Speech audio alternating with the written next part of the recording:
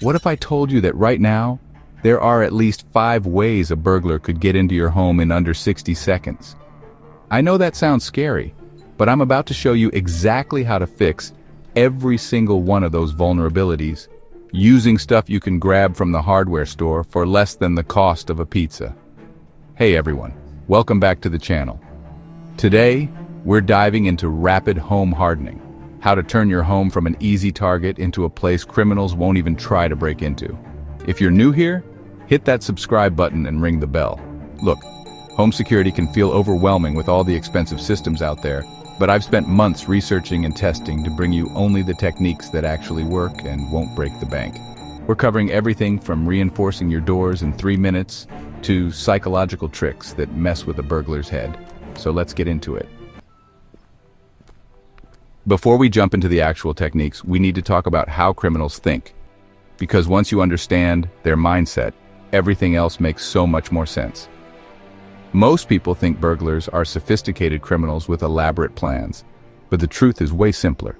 The average burglar operates on what I call the 3-minute rule. They want to get in, grab what they can, and get out fast. If something takes longer than 3 minutes to break through, they're usually going to bail and find an easier target. That's huge for us because it means we don't need Fort Knox. We just need to be slightly harder to break into than your neighbors. Think of your home security like an onion with 3 main layers. The outer layer is your perimeter, your yard, your driveway, anything that creates distance between the bad guys and your actual house.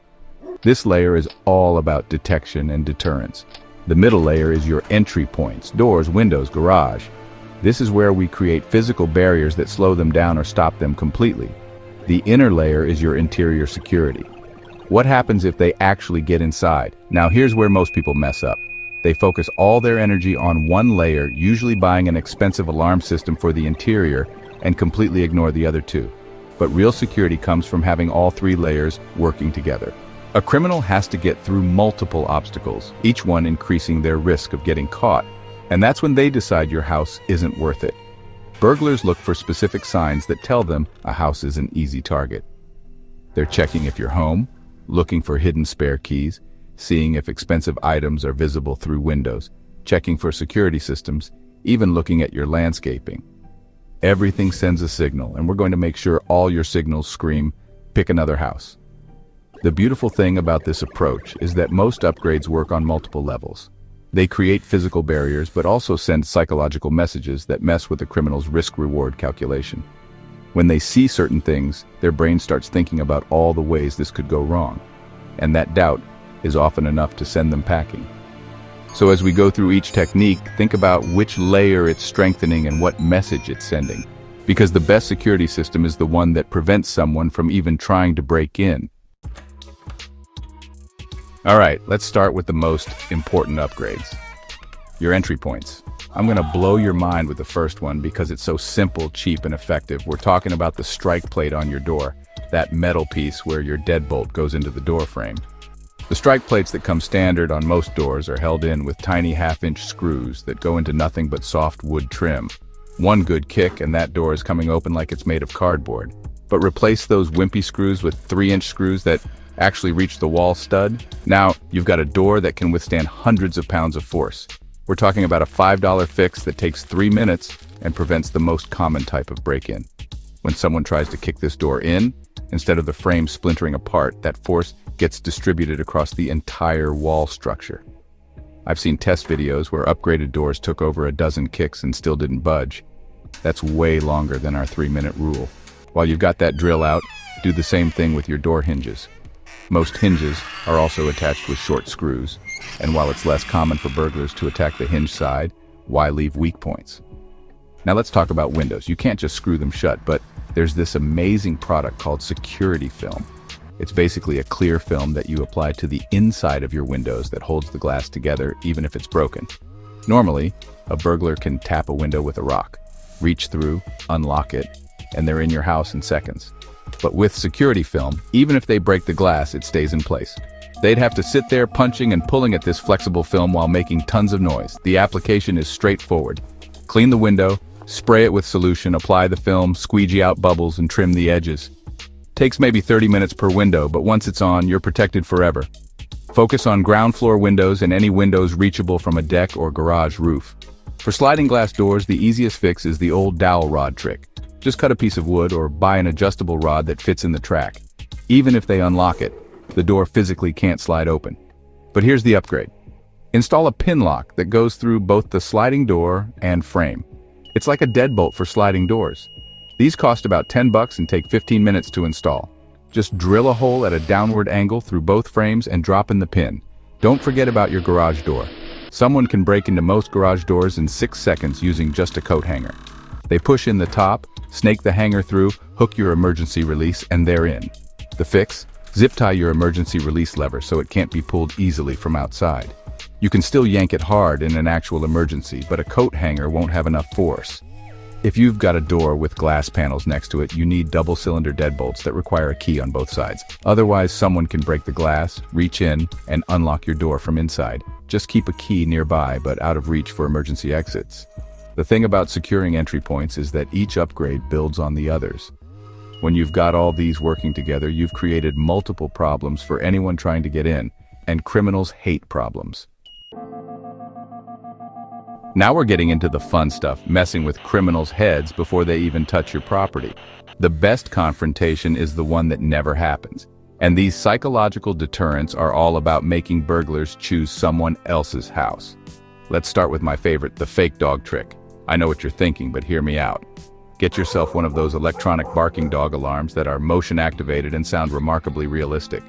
Place it near your front door, and anyone who gets close is going to hear what sounds like a very angry, very large dog. But here's where you really sell it.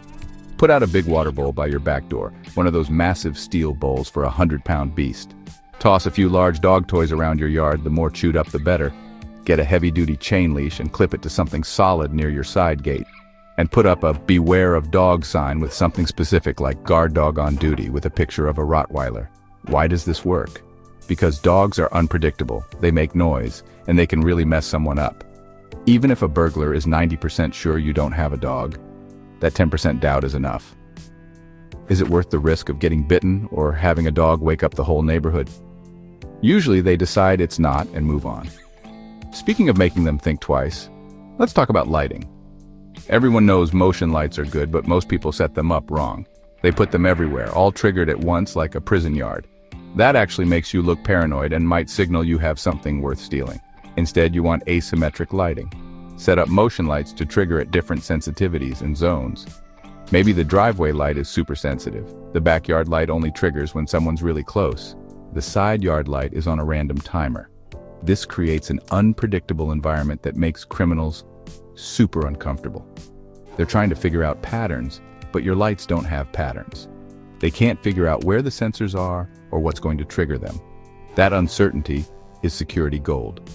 Put a few lights on smart bulbs inside your house and program them to turn on and off randomly when you're not home. Not all at once like an obvious timer, but maybe the living room light for 20 minutes, then off, then the bedroom light. It looks like someone's home and moving around. Now let's talk about landscaping. A 6-foot band of gravel around vulnerable windows and doors is like a natural alarm system. You can't walk on gravel quietly, especially at night. Every step sounds like someone's eating chips. Under your windows, especially hidden ones, plant thorny bushes like barberry, roses, or pyracantha. A burglar sees those thorns and immediately starts thinking about torn clothes, scratched skin, DNA evidence left behind. Not worth it for a quick smash and grab. Here's another psychological trick that costs nothing. Leave subtle signs you're not an easy target. Large, muddy work boots by the front door suggests a big dude lives here. A security company sticker on your window makes them wonder what they're up against. Even a "no soliciting" sign suggests you value privacy and security. Make friends with your neighbors and put up neighborhood watch signs. These tell criminals that multiple people are paying attention, exponentially increasing their risk. The beauty of psychological barriers is they work 24/7 without you doing anything. That fake dog is always ready to bark, those thorny bushes are always sharp, that gravel is always loud. You're creating an environment that just feels risky to criminals. Even if they see through some tricks, the fact that you're clearly thinking about security sends a message. You're not low-hanging fruit, and there are easier targets out there. Before we get into the smart security stuff, let me save you from some seriously dumb mistakes that even smart people make all the time. These are the things that make professional burglars laugh because they make their job so easy. First up, hiding spare keys. Look, that fake rock isn't fooling anyone. Neither is under the doormat, in the mailbox, above the doorframe, or under that flower pot. Burglars know every single hiding spot you think is clever. I've literally watched security footage of burglars checking all these spots in under 30 seconds and finding keys. If you need a spare key accessible, use a lockbox with a code or give it to a trusted neighbor, period. Next, social media. I cannot stress this enough. Stop posting your vacation photos while you're still on vacation. You might as well put a sign on your lawn that says, "Nobody's home for a week, help yourself." Wait until you get back to share those beach selfies. Same goes for location tags at airports, checking in at restaurants in other cities, or posting countdowns to your trip. Criminals are watching social media for exactly this information. Here's another one that drives me crazy. Leaving garage door openers in your car parked outside. If someone breaks into your car, they now have access to your garage and probably your registration with your home address. That's literally giving them the keys to your house. Take that opener inside with you, or at least lock it in your glove box. And speaking of garages, stop leaving ladders and tools outside where anyone can use them to break into your second-story windows. That expensive extension ladder leaning against your house, that's not storage, that's burglar equipment you're providing for free. Lock that stuff up. Let's talk about those smart locks everyone's excited about. The cheap ones that cost $50 and connect to Wi-Fi? Most of them are garbage and can be hacked or bypassed easier than a regular deadbolt. If you're going smart, invest in a quality brand with good encryption and regular security updates. Otherwise, stick with a good old-fashioned high-security deadbolt. Here's a mistake I see constantly. People spend hundreds on security cameras but point them at useless angles. Your camera watching the sky or the side of your neighbor's house isn't helping anyone. Cameras should cover entry points, valuable items like cars, and areas where someone could hide. And for the love of all that's holy, change the default password on your cameras and router. Admin123 is not security, another big one, thinking that your dog alone is enough security. Don't get me wrong, dogs are great deterrents, but if your security plan is just fluffy, you're in trouble. Many burglars carry dog treats, and most family pets are friendly once someone's inside. Your dog is one layer of security, not the whole system. Also, those security system signs I mentioned earlier, don't put an old ADT sign from 2003 in your yard. Burglars know what current signs look like, and an outdated sign tells them you either have an ancient system or no system at all. If you're going to use signs, make them generic or current. And please, stop thinking that leaving lights on 24/7 makes it look like you're home. Nothing screams we're on vacation, like the same lights being on at 3 in the afternoon and 3 in the morning for days straight. Use timers or smart bulbs to create realistic patterns. The worst mistake of all, thinking it won't happen to you. Every person who's been burglarized thought the same thing. They lived in a safe neighborhood or knew their neighbors or had nothing worth stealing. Criminals don't care about your assumptions. They care about opportunity, and these mistakes create opportunities. Fix them now, not after you become a statistic. Now, I know some of you are thinking about cameras and alarms and all that high-tech stuff. Well, I've got good news. You can create an impressive smart security setup without spending hundreds on monthly fees or thousands on equipment. Let's start with the coolest hack: turning old smartphones into security cameras. I bet you've got at least one old phone in a drawer somewhere. These phones have everything you need: a camera, Wi-Fi, motion detection, and can send alerts. All you need is the right app. My favorite is Alfred. Install it on your old phone that becomes the camera, and on your current phone to monitor everything. Setup is simple. Log into the same account on both phones and boom, you've got a security camera that can detect motion, record video, and even let you talk through it. The key is placement. Prop one in a window overlooking your front door. Hide another on a shelf facing your back door. Put one in your garage window. With 3 or 4 old phones, you can cover all vulnerable spots for exactly $0 if you already have the phones. Here's where we get sneaky. Mix in some fake cameras with your real ones. Buy realistic dummy cameras for about $15 each, complete with blinking LEDs. Put these in obvious spots where criminals expect cameras. Meanwhile, your real cameras are hidden and actually recording. This creates a beautiful dilemma. They see the obvious cameras, but wonder if there are hidden ones, if the fake-looking ones are real, if the real-looking ones are fake. This uncertainty makes criminals give up about those security system signs and stickers. You can buy generic versions online for next to nothing. Don't just slap a sticker on your front window. Put small stickers on several windows, a yard sign near your walkway, maybe a small sign by your back gate. You're creating the impression of a comprehensive security system without paying for monitoring. For a cheap doorbell camera alternative, get a motion-activated camera that looks through your peephole for about $40. It records anyone at your door, saves to an SD card. Some even send phone alerts. No monthly fees, just simple monitoring. Or set up an old tablet near your front door running video chat. When someone rings, answer from your phone like you're home even if you're across town. Smart outlets are worth their weight in gold. Get Wi-Fi controlled outlets for $15 each and control anything plugged in from your phone. Set up lamps to turn on and off at different times. Not predictable patterns, but varying by at least 15 minutes daily. Have your living room lamp come on at 6:47 one day, 7:13 the next. Use smart outlets to control a radio or TV too. The sound of people talking is a powerful deterrent during typical burglar hours, late morning when people work or early evening when you might be out. Window alarms are brilliant tiny devices that stick to your window and frame. When the window opens, they shriek. $5 each. Batteries last forever. Installation takes 30 seconds. Burglar quietly breaks your lock, starts to slide the window, and suddenly, the whole neighborhood knows something's up. They're running, guaranteed. For your garage, if you've got Alexa or Google Home, set up routines that make it sound like you're home. Play music randomly. Have it announce motion detected in garage loud enough for someone outside to hear. The goal isn't building an impenetrable fortress. It's creating enough doubt, obstacles, and chances of getting caught that criminals decide your house isn't worth it. When they see cameras, hear sounds inside, see security signs and lights turning on unpredictably, they're doing math in their head. And the math says there are easier targets. Start with what you have. Old phones, smart outlets, window alarms. Build your system over time. You're creating layers of security that work together, making your home a place criminals want to avoid. Now let's talk about something super important that most people completely mess up. Securing your home when you're gone for more than a day. Whether it's a vacation, business trip, or even just a long weekend, criminals love empty houses. And they're really good at spotting them. But with some smart planning, you can make your house look lived in, even when you're sipping margaritas on a beach somewhere. First, let's get beyond just putting lights on timers. Yes, that's important, but criminals are looking for patterns of life, not just lights. Use smart outlets to control multiple things. Have a TV or radio turn on in different rooms throughout the day. Set up a routine where your living room TV plays from 7 to 9 p.m., then maybe the bedroom TV from 10 to 11. Mix in some talk radio during the day in the kitchen.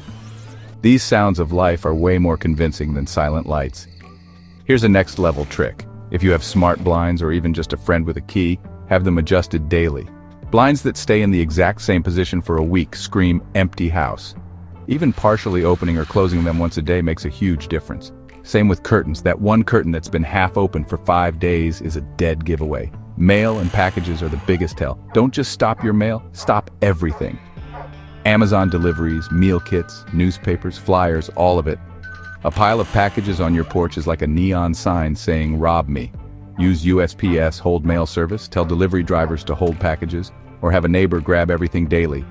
And speaking of neighbors, this is where that relationship pays off. Ask them to park in your driveway occasionally, put your trash cans out and bring them back in. Maybe even mow your lawn if you're gone for a while. These normal life activities are what criminals look for. And when they're missing, your house stands out. Social media discipline is crucial here. I know you want to share that sunset photo instantly, but every post is intel for criminals. They're not just looking for vacation posts. They're piecing together patterns. If you always post your morning coffee Monday through Friday but suddenly go quiet, then post from an airport, they know your routine is broken. Wait until you're home to share, or at the very least, delay posts by a few days. Before you leave, do a security walkthrough. Look at your house from a criminal's perspective. Can they see valuables through windows? Is there a laptop visible on the desk? Car keys on the counter? Close blinds where needed? Move valuables out of sight and make sure nothing tempting is visible from outside? Those smart cameras we set up earlier, make sure they're all working and you can access them remotely. Set up motion alerts for all entry points. The beauty of old phones as cameras is you can check in anytime. And if something seems off, you can call police or a neighbor immediately. Don't underestimate the power of making it look like someone's home. Leave a car in the driveway if you have to, or ask a neighbor to park there. Leave some kids' toys in the front yard if you have them. Keep your landscaping maintained. Overgrown grass or snow-covered driveways are obvious signs of absence. One thing people always forget: adjust your thermostat, but don't turn off your HVAC completely. In winter, pipes can freeze. In summer, extreme heat can damage electronics and create obvious condensation on windows that shows nobody's controlling the temperature. Smart thermostats let you adjust remotely if needed. Here's a paranoid tip that actually works. Don't pack your car where people can see you loading suitcases. Pull into the garage to load up, or do it at night. Neighbors gossip, and you never know who's listening or watching. The same person who seems friendly might mention to the wrong person that you're going away. If you're using house sitters or having someone check on things, make sure they vary their times. Having someone show up at exactly 6 p.m. every day is almost as obvious as nobody showing up at all. Random check-ins at different times look way more natural. And here's something most people never think about: your answering machine or voicemail. Don't change it to "we're on vacation until the 15th. Just leave your normal message. Criminals sometimes call houses to see if anyone's home, and that vacation message is an invitation. The goal is to make your house boring and normal looking while you're gone. Not obviously empty, not overly secured like Fort Knox. Just another house where people are living their normal lives, because when criminals are looking for targets, they want the sure thing. The empty house, the easy score. Make yours look like none of those things, and they'll move on to easier targets. Everything we've talked about is keeping bad guys out, but we need to discuss what happens if someone does get in. I know it's not fun to think about, but having a plan can save your life. And the time to make that plan is now, not when you're hearing glass breaking at 2 in the morning. First, you need a safe room. I'm not talking about some expensive panic room. Just one room in your house you can get to quickly and secure while waiting for help. For most people, this is the master bedroom, since you're already there at night when most break-ins happen. You need a solid door. If it's hollow core, replace it with solid wood or metal. Apply everything we learned earlier: long screws in the hinges and strike plate, maybe a security bar that wedges under the doorknob. The goal is creating a barrier that gives you time. Inside this room, keep a charged cell phone, but here's a pro tip: keep an old disconnected cell phone plugged in too. Even without service, you've got backup. Also keep a flashlight for seeing and potentially blinding an intruder. Now the critical part: train your family. Everyone needs to know that if they hear glass breaking, the alarm going off, or you yelling the code word, they go straight to the safe room. No investigating, no trying to be a hero, just get to the room. Practice this. Do a drill every few months so it becomes automatic. Pick a code word like pineapple or thunderstorm, something you wouldn't accidentally say. This way you can alert your family without alerting an intruder. If you got kids, make it a game. Once everyone's in the safe room, lock and barricade the door. Put the phone on speaker so your hands are free. Give them your address first. Under stress, people forget basics. Tell them there's an intruder, how many people are with you, and stay on the line. Tell the operator what you're wearing and where you are in the house. When police arrive, they don't know who lives there and who's the intruder. You don't want to survive a break-in only to have a tragic misunderstanding. While waiting for help, stay quiet and still. Don't yell at the intruder. Don't threaten them. Don't engage unless they're trying to get through your door. If they are, make noise, scream, yell, blow an air horn. Make it clear you're there, you've called police, and they're coming. Most intruders will bail because now it's not just property crime, it's potential violent confrontation with witnesses. Let's talk documentation. Take photos of all valuable items: electronics, jewelry, tools, anything worth over a few $100. Get serial numbers, photograph receipts, and store everything in the cloud. Not just on your phone, but backed up online. If someone robs you, this documentation is the difference between your insurance company paying out and giving you the runaround. It's also how stolen items get returned if police recover them. Spare keys done right. Give one to a trusted neighbor or use a lockbox with a code mounted somewhere not obvious. Change the code regularly. Never use predictable numbers. Make sure everyone knows how to turn off utilities. Where's the main water shutoff? How do you cut power? Where's the gas shutoff? In some emergencies, knowing how to quickly shut these off can prevent a bad situation from becoming catastrophic. Have a meeting spot. If everyone evacuates from different exits, where do you meet? Pick somewhere close but safe, like a neighbor's house or the big tree across the street. This way you quickly know if everyone made it out safely. I know this stuff is heavy. Nobody wants to think about someone breaking into their home while they're there. But having a plan takes away fear. Instead of lying in bed worried, you know exactly what to do. Your family knows what to do. That confidence, that preparation, that's real security. And remember, all the stuff we talked about earlier makes this scenario way less likely. The reinforced doors, cameras, psychological deterrents, they're all working to make sure you never need this emergency plan. But if you do, you'll be ready. And that peace of mind is priceless. We've covered a lot today, from 3-inch screws to fake dogs, from old phones turned into cameras to emergency plans. But remember, home security isn't about building a fortress. It's about being just hard enough to break into that criminals choose someone else. Every technique we talked about builds on that principle. The reinforced doors, the window film, the gravel, the fake dog, the cameras, they all create layers of defense that make criminals think twice. But knowing this stuff doesn't protect you. Doing it does. So right now, pause this video and go check your front door. Look at those strike plate screws. If they're the tiny ones that came with the door, that's your first fix. This weekend, grab some 3-inch screws for $5 and fix that vulnerability in 5 minutes. If this helped you, share it with someone who needs it. Hit that like button, subscribe if you haven't, and drop a comment telling me which technique you're trying first. The best time to upgrade your security was yesterday. The second best time is right now. Stop procrastinating and start protecting what matters. Thanks for watching, stay safe, and I'll see you in the next one. Peace.